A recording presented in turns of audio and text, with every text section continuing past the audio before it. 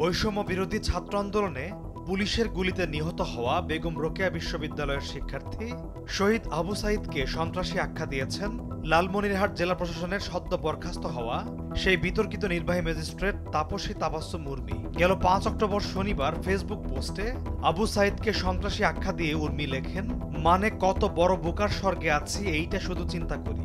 আবু সাঈদ বিশৃঙ্খলা সৃষ্টিকারী সন্ত্রাসী একটা ছেলে, যে কিনা বিশৃঙ্খলা করতে গিয়ে নিজের দলের লোকের হাতেই মারা পড়ল। সে নাকি শহীদ, এটাও এখন মানা লাগবে? আবু সাঈদের বাড়িতে যাওয়ায় প্রধান উপদেষ্টার সমালোচনা করে তিনি আরও লেখেন, এই আহাম্মকি ভ্রমণের জন্য এত বড় গাড়িবহর পুরো বিভাগ থেকে যে গেল, তার তেল খরচ কে দিয়েছে? যাই হোক, ভিডিওটা দেখুন, ভালো মতো দেখুন আর মুখস্থ করুন। আর কি বলবো।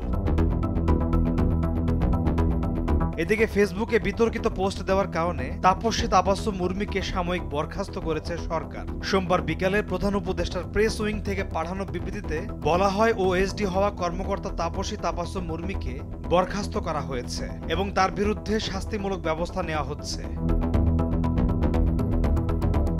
এর আগে গেল শনিবার অন্তর্বর্তী সরকারের প্রধান উপদেষ্টা ডক্টর মোহাম্মদ ইউনূসকে আক্রমণ করে তাপসী তাবাসসুম উর্মি নিজের ফেসবুক পোস্টে লেখেন, সাংবিধানিক ভিত্তিহীন অন্তর্বর্তী সরকারের প্রধান উপদেষ্টা বলেছেন রিসেট বাটনে পুশ করা হয়েছে, অতীত মুছে গেছে।